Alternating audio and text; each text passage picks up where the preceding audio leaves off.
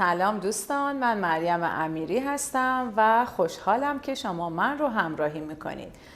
امروز یه آموزش جذاب داریم با این بادمجون‌های قلمی تر و تازه. آموزش امروزمون کشک و بادمجون سنتی و اصیل ایرانی هست، غذایی که همه ایرانی‌ها خیلی دوستش دارن. به نظر ساده میاد اما کلی نکته داره که لازمه که برای اینکه یک کشک و بادمجون خوب و عالی درست کنید این نکته ها رو بدونید. پس با من همراه باشید تا آخر این ویدیو. اولین کاری که انجام میدیم باید بادمجونا رو پوست بکنیم و بذاریم سرخ بشه. من بادمجونا رو شروع میکنم به پوست کندن و اینکه براتون چند تا نکته بگم که وقتی میخوایم بادمجون بخریم با خیال راحت بتونیم بادمجونای خوش‌طعم و خوشمزه رو انتخاب بکنید. بادمجونی که انتخاب میکنین هرچه قلمی تر باشه و مشکی تر بهتره. بادمجونایی که یه مقدار ضخیم‌تر یا توپل‌تر هستن معمولا بادمجون‌هایی هستن که احتمال اینکه وسطشون دونه داشته باشه خیلی زیاده، اما بادمجون‌هایی که قلمی هستن دیگه خیالمون راحته که دونه نداره وسطش. و نکته بعدی رنگ مشکی بادمجونه که باعث میشه که بادمجونایی که در حقیقت رنگ مشکی دارن به ما نشون میدن که بادمجونای خوشمزه تری هستن و تند و تیزی کمتری رو دارن. خیلی از آدمایی که ممکنه بادمجون رو دوست نداشته باشن به خاطر همون تند و تیزی که توی بادمجون وجود داره که تو بادمجونای مشکی نیست و کمتره. خب ما بادمجون رو به همین صورت پوست میکنیم، آماده میکنیم، میذاریم کنار و بعد مرحله سرخ کردنشه. اما قبل از سرخ کردن بادمجون این مهمه که شما اون تلخی یا اون زهر بادمجون رو بتونید بگیرید. هیچ چیزی بهتر از نمک این کار رو براتون انجام نمیده.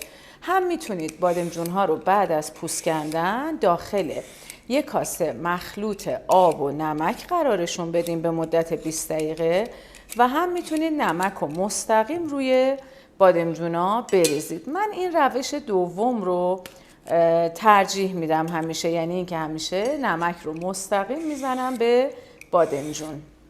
اما حواستون باشه وقتی که نمک زدین موقعی که خواستید بادمجون رو سرخ کنید حتما باید یا بادمجونا رو کاملا بشورید که اون شوری نمکش گرفته بشه و یا اینکه نمک رو از اول زیاد نزنید، انقدری بزنید نمک رو که برای بادمجونتون نیازه. من اینو که خیلی بلنده نصفش میکنم، از این طرف هم همینطور بادمجونا رو داخل این ظرف میچینم، یک کمی نمک الان روش میپاشم و میذارم حدود 20 دقیقه بادمجونا بمونن و بعد از 20 دقیقه با دستمال خشکشون میکنم و بعد هم سرخ میکنیم. خب به این صورت نمک رو میپاشم لابلای بادمجون، به اندازه نمک میزنم که برای غذامون ما این شوری رو نیاز داریم. خب پس اینا 20 دقیقه حدوداً باید بمونن. مرحله بعدی کارمون خرد کردن پیازه. پیاز کشک و بادمجون رو شما هم میتونید خلالی خرد کنید هم میتونید نگینی خرد کنید. من خودم با خلالی موافق ترم توی کشک و بادمجون. پس بنابراین میریم که پیازامون رو خلالی خرد کنیم. خب به همین صورت خلال ها هرچه نازکتر باشن هم قشنگتر میشه و همین که بهتر سرخ میشن و کمتر توی غذا دیده میشن. به همین صورت ما پیازا رو خرد بکنیم و بعد با روغن پیازهامون رو باید سرخ کنیم.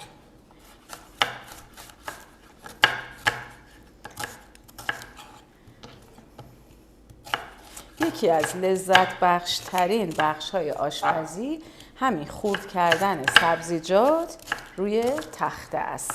پس حتما تمرین کنید، این کار رو خوب انجام بدید و از آشپزی کردنتون لذت بیشتری ببرید.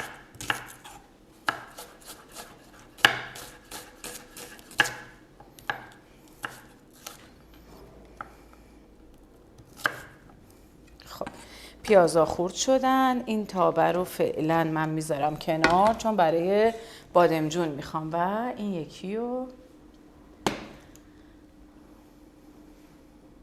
روشنش میکنم. روغن رو میریزم داخل تابه و پیازها رو سرخ میکنم. سعی میکنم روغن رو خیلی زیاد نریزم چون وقتی میخوایم بادمجون رو سرخ کنیم بادمجون روغن زیادی رو جذب میکنه، بنابراین بهتره که توی مراحل دیگه ما روغن رو خیلی زیاد استفاده نکنیم. و پیازها باید قشنگ سرخ و طلایی بشن.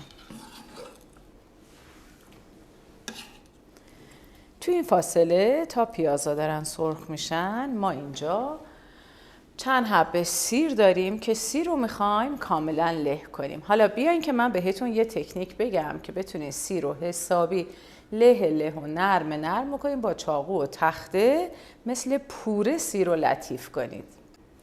سیر رو به اندازه‌ای که لازم داریم پوست میکنیم، روی تخته قرارش میدیم، با یه فشار کاملا سیر رو له میکنیم و این یکی رو هم به همین صورت.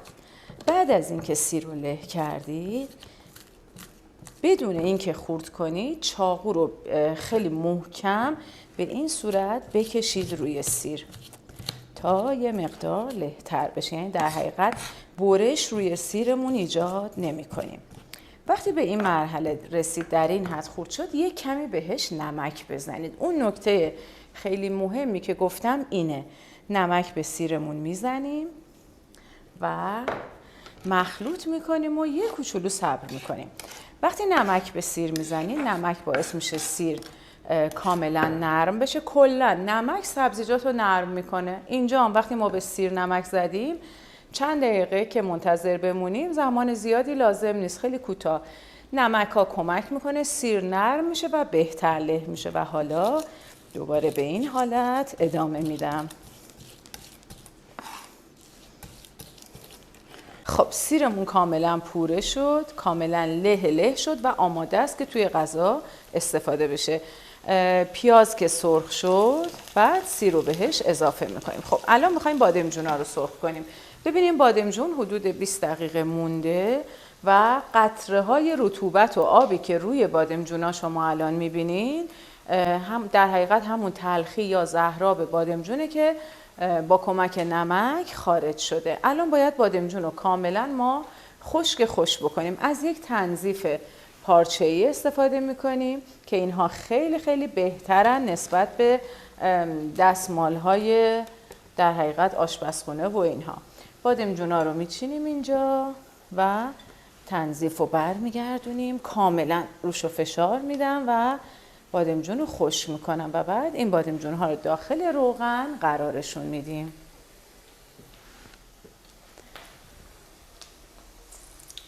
بقیه بادمجون ها رو هم همینطوری خشک میکنیم و توی روغن سرخشون میکنیم.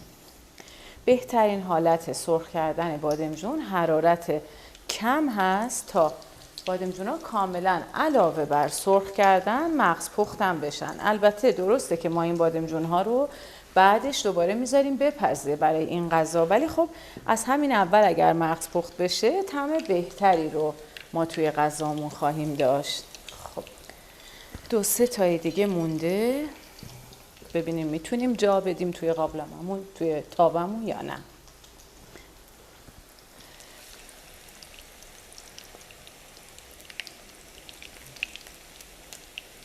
خب حالا پیاز طلایی شده، سرخ شده. تو این مرحله ما بهش پوره سیر یا سیر له شده رو اضافه میکنیم و یک کمی تفت میدیم.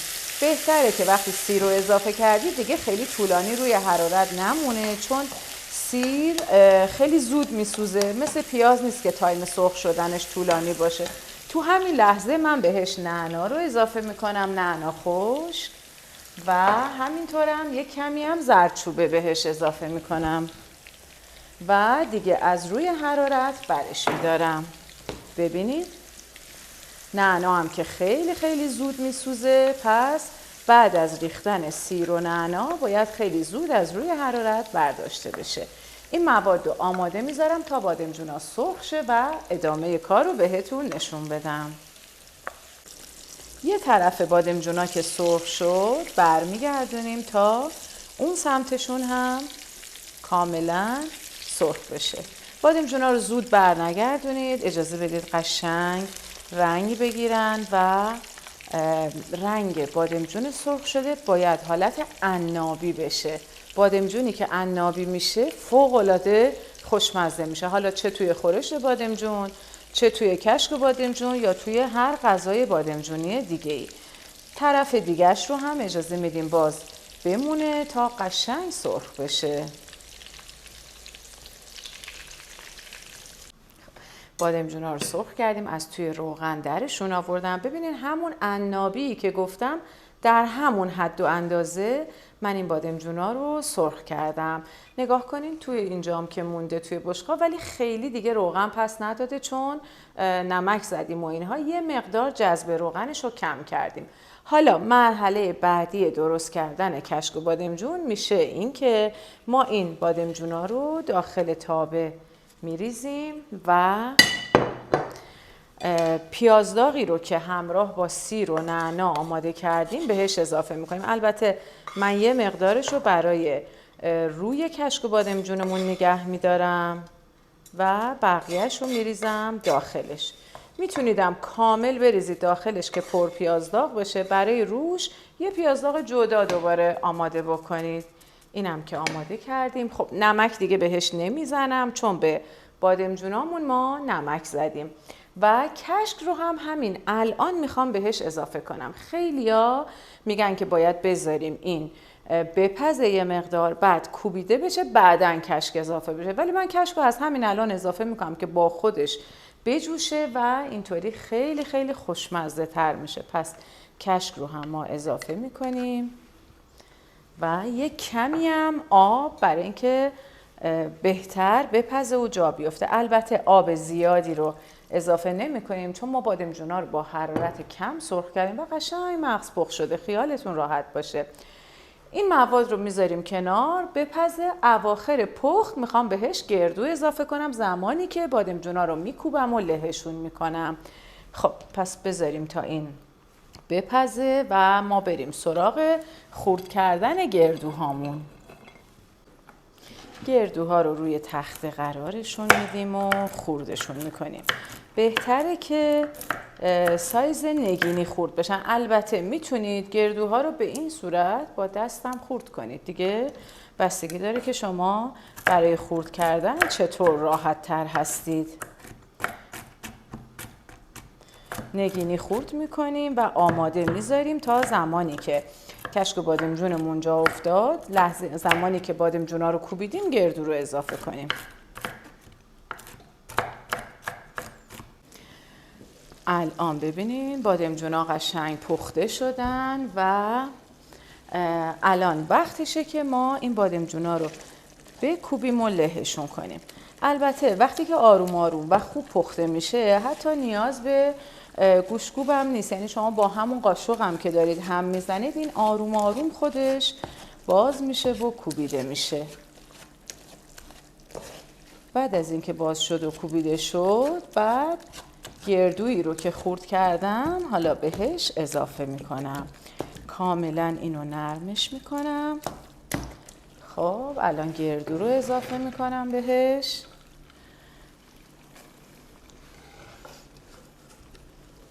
چند تا دونه از گردوها رو هم نگه میدارم که برای روی کشک بادمجونمون ازش استفاده میکنیم، همراه با یک کمی هم نعناداغ و پیازداغ و اینها برای روی کشک بادمجونمون. ببینید همین الان عالی عالی شد، ولی حالا باید یه 10 دقیقه با حرارت خیلی خیلی کم بمونه تا قشنگ جا بیفته.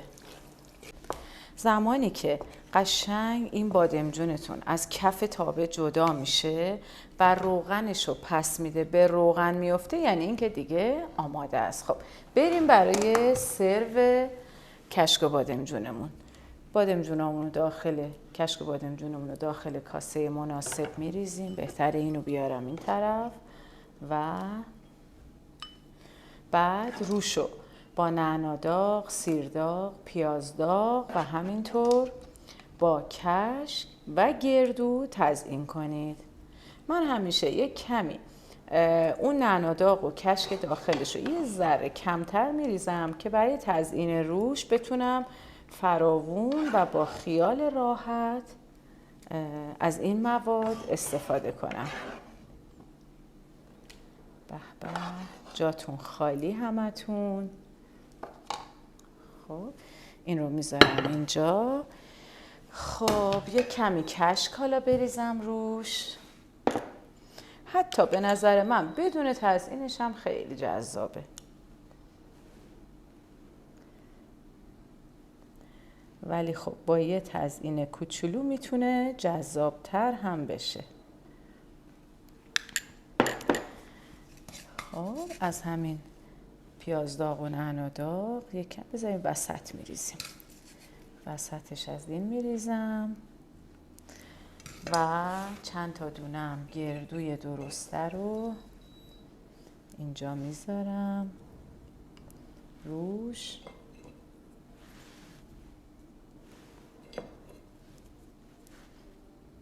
یکی دیگه هم بذارم. سعی کنین گردوهایی که سایزشون تقریبا اندازه همه رو انتخاب کنین. و یک کمی سبزی خوردن هم میذارم اینجا که دیگه آماده باشه برای سرو.